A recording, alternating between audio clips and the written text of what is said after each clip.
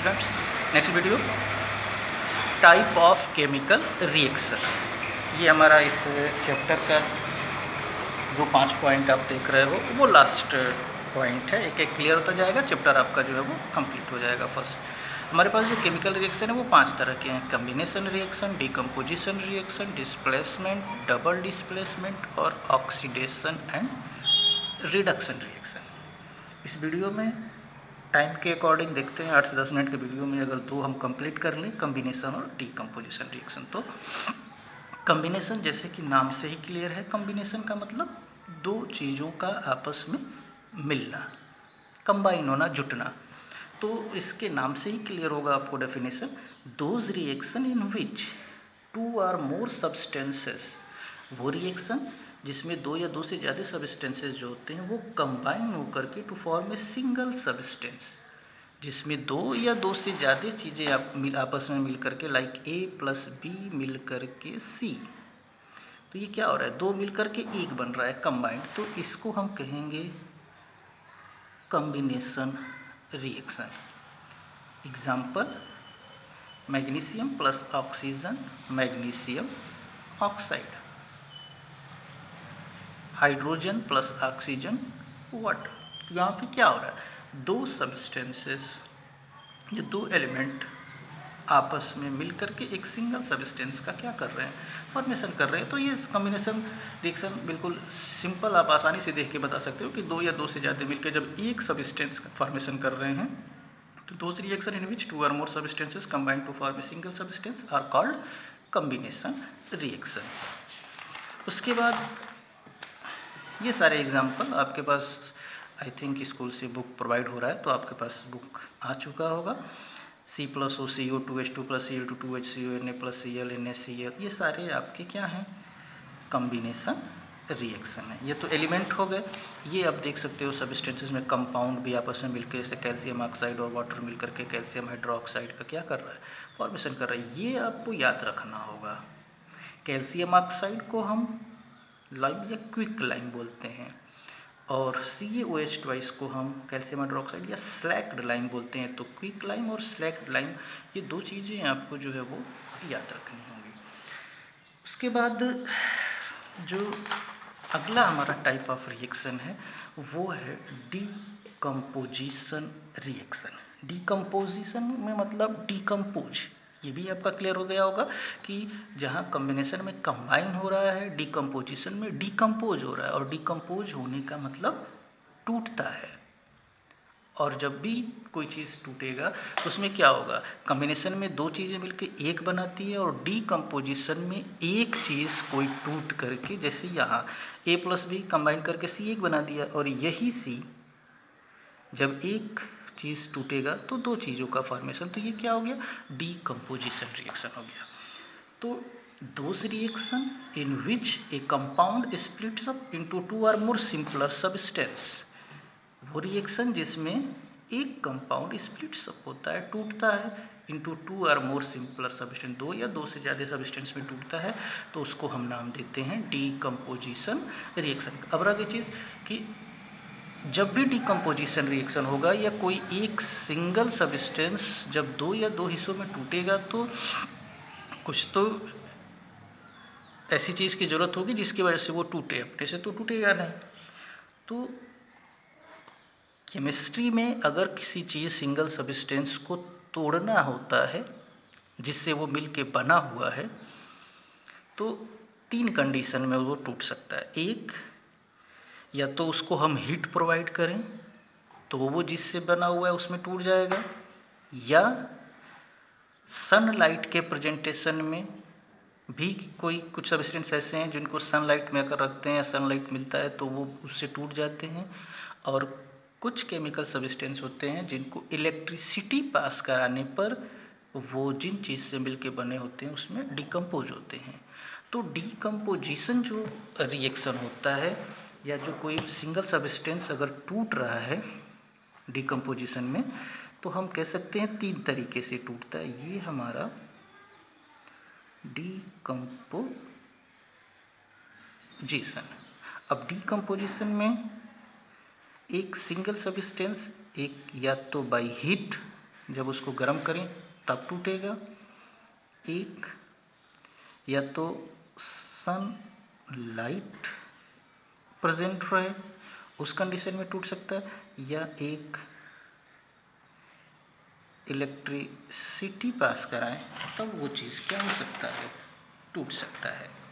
तो इस कंडीशन पर जब हीट करने पर अगर कोई चीज़ टूटता है गर्म करने पे, तो उसको हम नाम देते हैं थर्मल डीकम्पोजिशन का। और जो सनलाइट के प्रेजेंट में टूटता है I think photo chemical decomposition reaction, और इलेक्ट्रिसिटी में जो होता है उसको हम इलेक्ट्रिकल डीकम्पोजिशन के नाम से क्या करते हैं, जानते हैं। इलेक्ट्रोलिसिस कहते हैं शायद उस प्रोसेस को। इलेक्ट्रिसिटी में इलेक्ट्रोलिसिस प्रोसेस के थ्रू, या इलेक्ट्रोलिसिस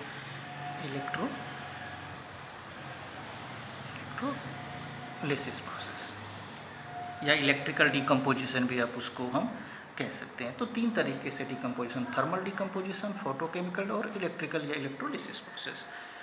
तो अब एक एक एग्जांपल देख लें। कुछ ये आपको अब लर्न करना होगा कि कौन जो है वो हीट के थ्रू टूटता है, कौन सनलाइट में टूटता है, कौन इलेक्ट्रिकल डीकम्पोजिशन से टूटता है। मैं बुक में आपको कुछ एग्जांपल दिखाऊं। कैल्शियम कार्बोनेट CaCO3 लाइमस्टोन, ये हीट जब गर्म करते हैं तब वो कैल्शियम ऑक्साइड और कार्बन डाइऑक्साइड में टूट रहा है, तो ये डीकम्पोजिशन है। बट हीट में टूट रहा है तो ये कौन सा है, थर्मल डीकम्पोजिशन रिएक्शन है। पोटेशियम क्लोराइड भी टूट रहा है, पोटेशियम क्लोराइड और ऑक्सीजन में, कब, जब हम इसको हीट कर रहे हैं। मतलब ये रिएक्शन भी है तो डीकम्पोजिशन ही, बट कौन सा डीकम्पोजिशन है, थर्मल डीकम्पोजिशन रिएक्शन है।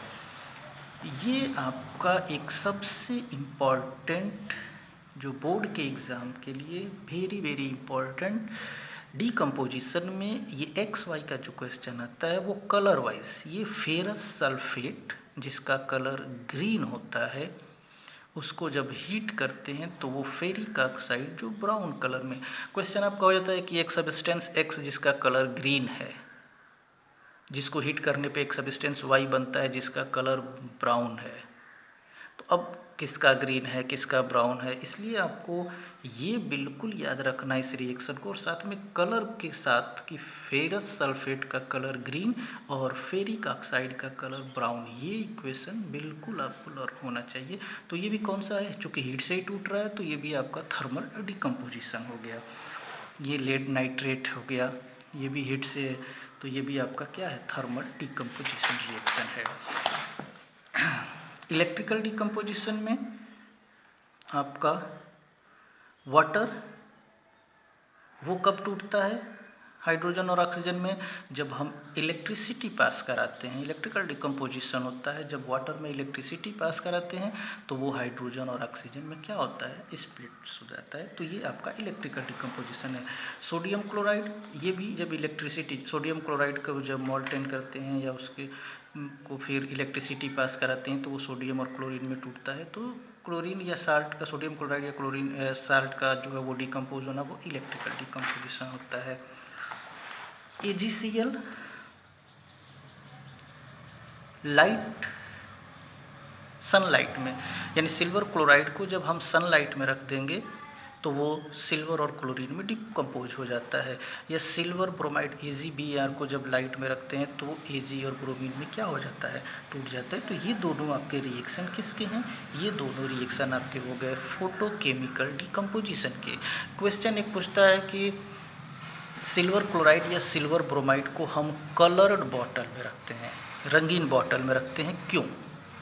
क्योंकि सिल्वर ब्रोमाइड या सिल्वर क्लोराइड की अपनी एक प्रॉपर्टी है, सिल्वर क्लोराइड की अपनी एक प्रॉपर्टी है।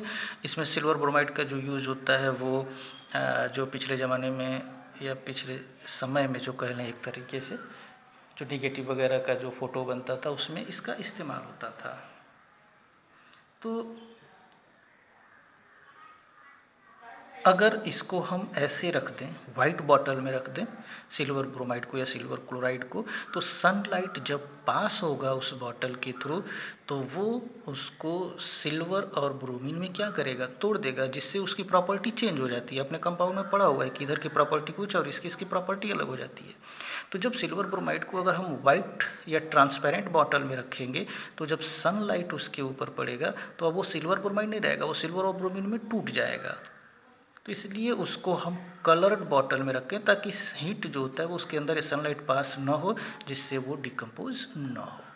तो इसलिए इसको हम कलर्ड बॉटल में रखते हैं। तो ये जो आपका डिकम्पोजिशन जो लाइट से हो रहा है इसको हम फोटोकेमिकल डिकम्पोजिशन रिएक्शन के नाम से जानते हैं। डेफिनेशन और एग्जांपल में कोई जो है इस तरीके का टफ काम नहीं है, आपके पास बुक होगा या वीडियो को पास करके जो भी आप डेफिनेशन लर्न कर सकते हो और एग्जाम्पल आपको क्लियर करना पड़ेगा कि कौन सा हीट से, कौन सा लाइट से और कौन से सनलाइट से जो है वो टूट रहा है। ठीक है, आज के लिए इतना ही, बाकी अगला जो होगा टॉपिक वो नेक्स्ट वीडियो में।